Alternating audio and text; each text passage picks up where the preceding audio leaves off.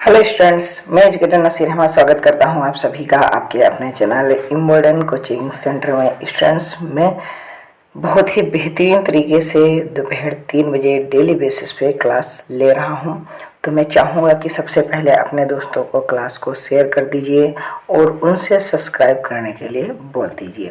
साथ ही आपको क्लास सही लगेगी, अच्छी लगेगी, बेहतरीन लगेगी तो आप क्लास को लाइक कर देना। और कैसा भी हो, आपको जैसा भी एक्सपीरियंस रहे, आप एक बार कमेंट बॉक्स में कमेंट जरूर करना कि आपको क्लास कैसी लगी, अच्छी लगी, ख़राब लगी, जैसी भी लगी आपको, आप वो कमेंट जरूर करना।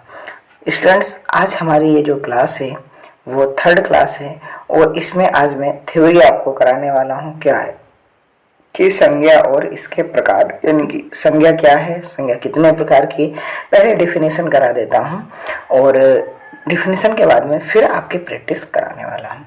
स्टूडेंट्स, ये क्लास यूपीएसआई, ठीक है, और UP TET, KVS, SSC GD, UPP और बहुत सारे एग्ज़ाम जहां हिंदी पूछी जाती है उन सब के लिए बहुत ही महत्वपूर्ण होने वाली है। मैं यही कहूँगा स्टूडेंट्स कि आप बेहतर की तलाश में बेहतरीन को ना जाने दें।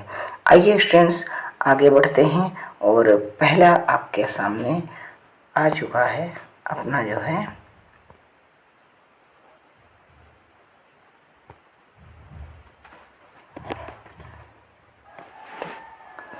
क्या है भाई साहब, परिभाषा देखते हैं और वो भी किसकी देखते हैं, नाउन की।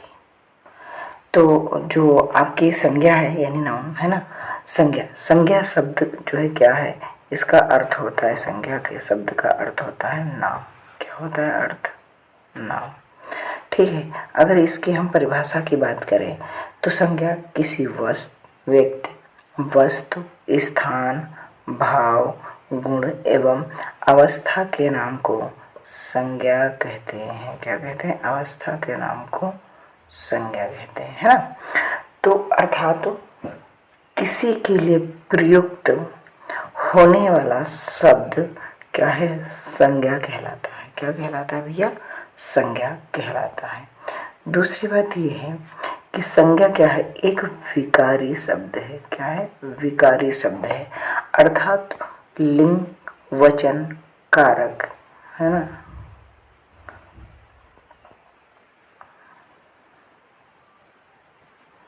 वचन कारक के आधार पर परिवर्तित किया जा सकता है, यानी कि संज्ञा में लिंग, वचन और कारक के हिसाब से इसे परिवर्तित किया जा सकता है। लेकिन संज्ञा के भेद को लेकर जो व्याकरणकारी हैं, जो ज्ञाता हैं, जो लोग जानकार हैं, वो लोग एक मत नहीं हैं, किंतु अधिकांश व्याकरण संज्ञा के 5 भेद मानते हैं। जो संज्ञा के 3 भेद मानते हैं वे द्रव्यवाचक, ठीक है, द्रव्यवाचक और समूहवाचक संज्ञा शब्दों को जातिवाचक के अंतर्गत रखते हैं। किसके अंतर्गत रखते हैं? जातिवाचक के अंतर्गत रखते हैं। आइए स्टूडेंट्स, आगे बढ़ते हैं।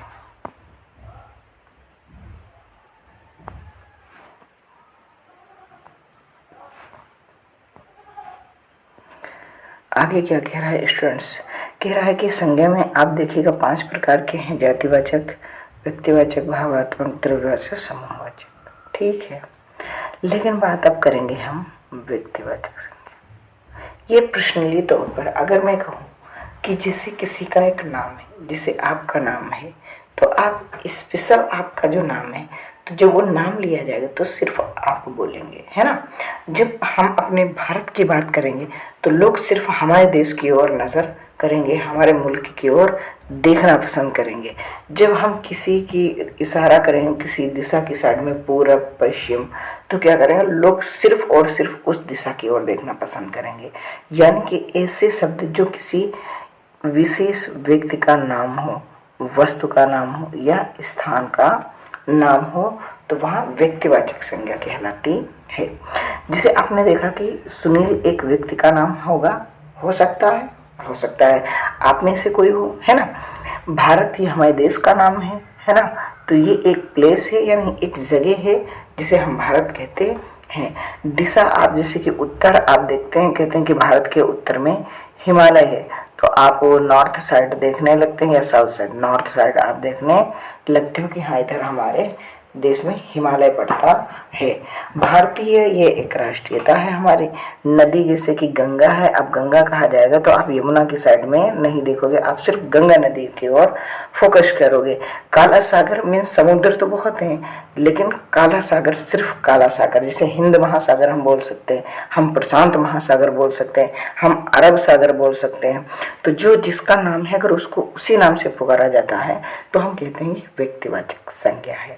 जैसे कि आप पुस्तक में रामायण हो गया, रामचरितमानस हो गया, ठीक है, आपकी कुरान हो गई, ठीक है, बहुत सारे नाम ऐसे पवित्र बुकों के हैं। जैसे आपकी जो है हिंदी गद्य होती है कोई पुस्तक, है ना, या आप देखे होंगे उसमें आप जो भी पुस्तकों के नाम होते हैं, ठीक है, आप उस पुस्तक को नाम से अगर पुकार रहे हैं तो क्या है वो इस जो है स्पेसिफिक किसी व्यक्ति का नाम है तो वो व्यक्तिवाचक संज्ञा है। अच्छा, आप जो लिप लिख रहे हैं वो देवनागरी, जैसे हम लोग जो हिंदी लिखते हैं वो किस में लिखते हैं, देवनागरी में लिखते हैं। अब जैसे कि जब होली का त्यौहार होगा तो सिर्फ आप होली का नाम लेंगे, दीपावली होगा तो आप दीपावली मनाएंगे, आप ईद होगा तो ईद मनाएंगे, ठीक है। यानी कि आप उस त्यौहार को उसी चीज से अगर बुला रहे हैं तो वो सब क्या है, वो व्यक्तिवाचक त्यौहार संज्ञा। और अगर मैं कह रहा हूँ कि त्यौहार आ रहे हैं तो कौन सा त्यौहार, ये कोई जो है पता नहीं है, तो उसमें जातिवाचक हो जाए क्योंकि सारे त्यौहार इंक्लूड हो जाएंगे, ठीक है। आगे ध्यान देना क्या कह रहा है, उपयुक्त में सभी किसी एक का ही बोध करा रहे हैं, इसीलिए उन्हें व्यक्तिवाचक संज्ञा के अंतर्गत रखा गया है। कोई व्यक्ति एवं वस्तु तभी तक व्यक्तिवाचक संज्ञा रहती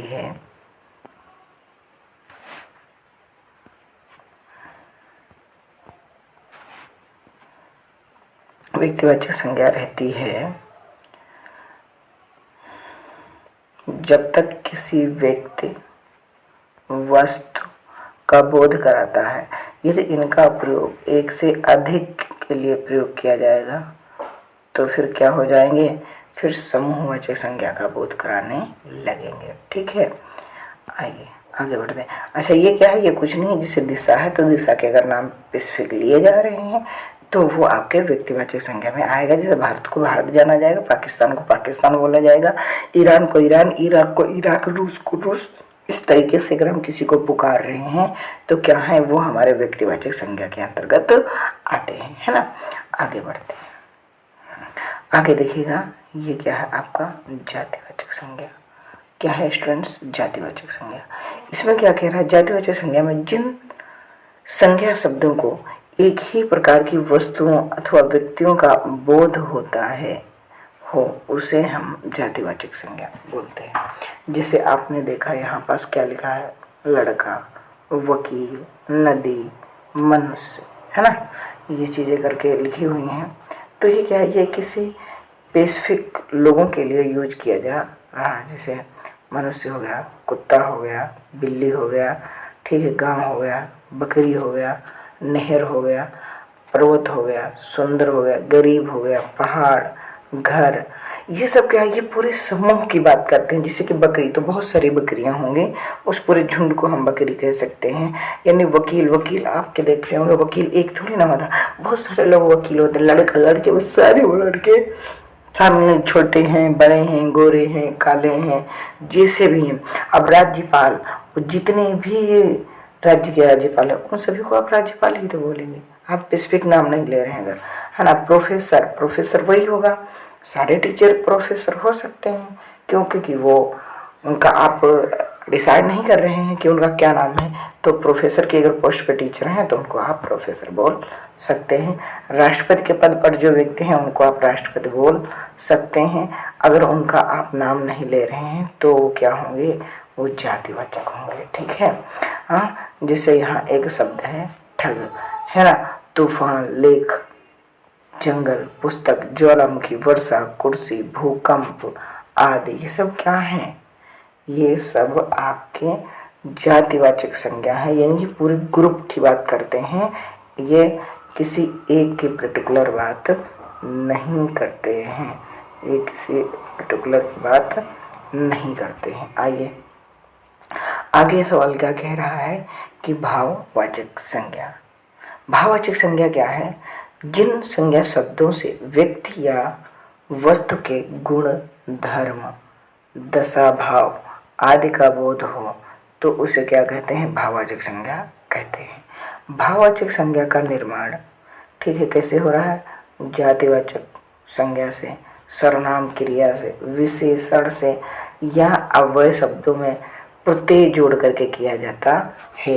ये शब्द है आपका बुढ़ापा। मैंने अभी आपको सबसे पहले प्रत्यय और उपसर्ग पढ़ाया था। तो बुढ़ापा में पा क्या है?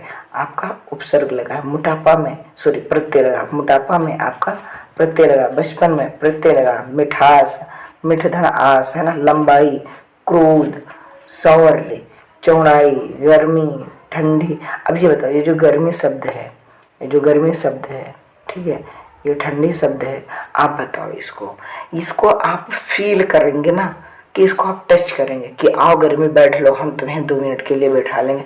आओ ठंडक देखो, तुम मत जाना, तुम्हें पाने पर हमें सुकून मिलता है।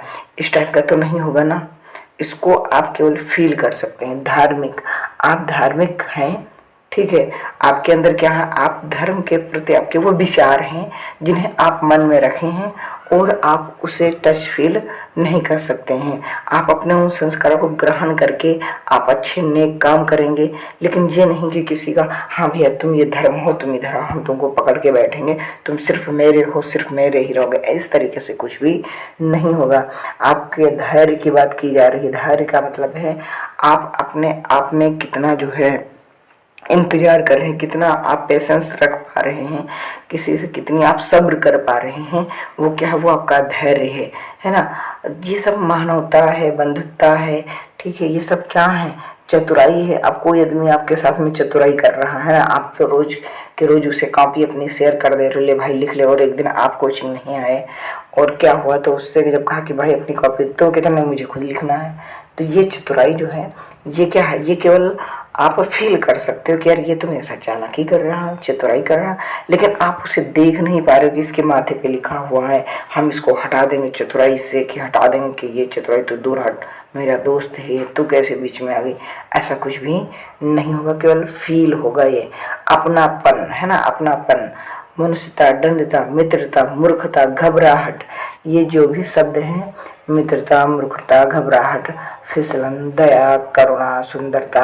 आपको चीज़ क्या है? देखने में आपको गाड़ी बहुत मॉडिफाई लग रही है, अच्छी लग रही है, आहा खरीदेंगे तो जो जॉ लग जाएगी तो यही गाड़ी, तो उसकी सुंदरता को आप देख रहे हैं, ठीक है। अब सुंदरता को आप जो है उसको आप टच नहीं कर सकते हैं कि नहीं सुंदरता ये, अगर ये होता है, ये सुंदरता मतलब फीलिंग है ना।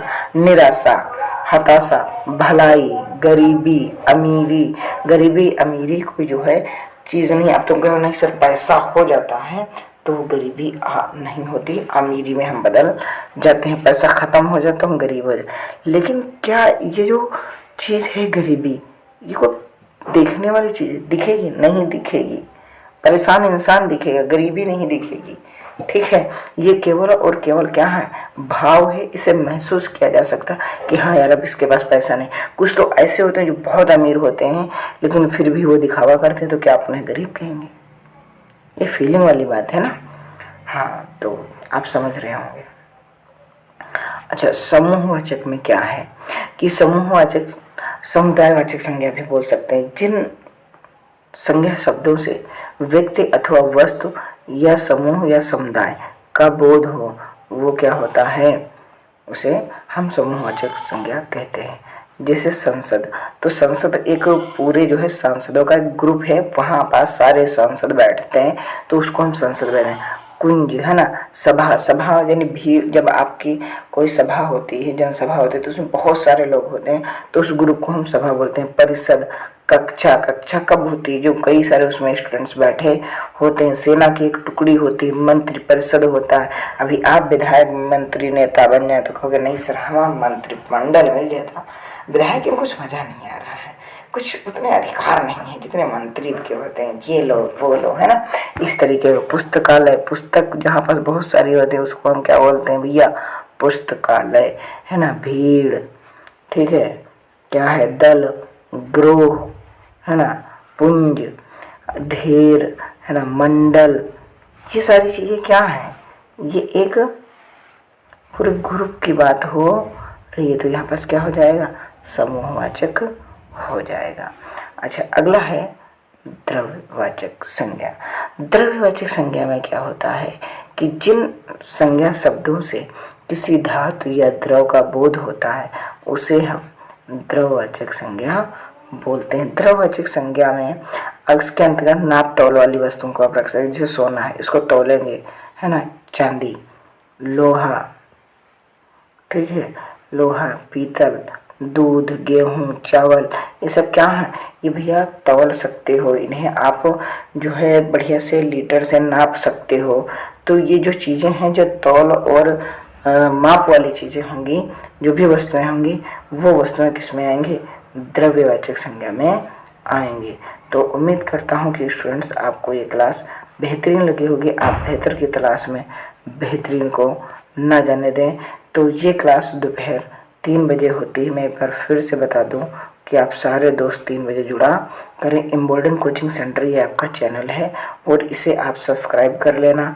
अपने दोस्तों को शेयर ज़रूर कर देना क्योंकि ये आपका है चैनल।